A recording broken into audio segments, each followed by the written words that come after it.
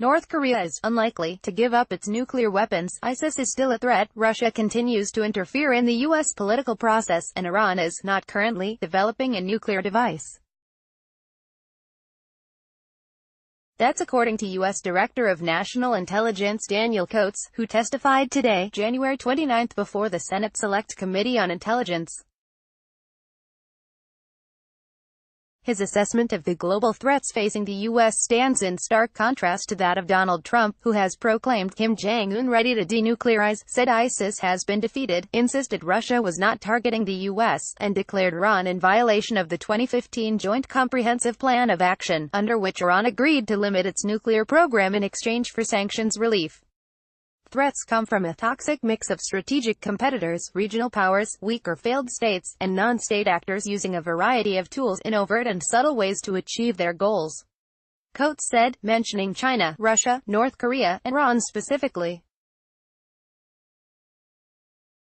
Also appearing before the committee were FBI Director Christopher Wray, CIA Director Gina Haspel, Defense Intelligence Agency Director Robert Ashley, National Security Agency Director Paul Nakasone, and National Geospatial Agency Director Robert Cardillo. Not once did any of them mention illegal immigration or groups of asylum seekers making their way to the southern border of the U.S., where Trump says a national emergency is playing out. Nor did they downplay Russian attempts to interfere in the U.S. political process, which they characterized as ongoing. Trump has not been willing to accept the unanimous conclusion of the U.S. intelligence community that Russia tried to tilt the 2016 election. Said Coats, "Our mission is to seek the truth and speak the truth, despite the swirl of politics. Our mission is to keep our heads down, our focus on the mission we have to achieve in order to keep the American people safe and our policymakers aware of what's happening." Here is how Coats addressed key issues. Election security has been, and will continue to be, a top priority for the intelligence community, he said. We assess that foreign actors will view the 2020 U.S. elections as an opportunity to advance their interests.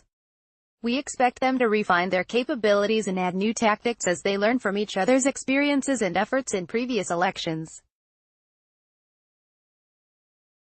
On the heels of our successful efforts to protect the integrity of the 2018 midterm elections, we are now focused on incorporating lessons learned in preparation for the 2020 elections. Disinformation. China, Coats said, has undertaken methodical and long-term efforts to achieve global superiority by touting a distinctly Chinese fusion of strongman autocracy and a form of Western-style capitalism as a development model and implicit alternative to democratic values and institutions. In contrast, Russia relies on misdirection and obfuscation as it seeks to destabilize and diminish our standing in the world. Cyber warfare. China, Russia, North Korea, and Iran are advancing their cyber capabilities, which are relatively low cost and growing in potency and severity. Coats said, "This threatens both minds and machines in an expanding number of ways, such as stealing information, attempting to influence populations, or developing ways to disrupt critical infrastructures." The Iran Delta. Iran, Coats said, is a sponsor of terrorism, and maintains the largest inventory of ballistic missiles in the Middle East.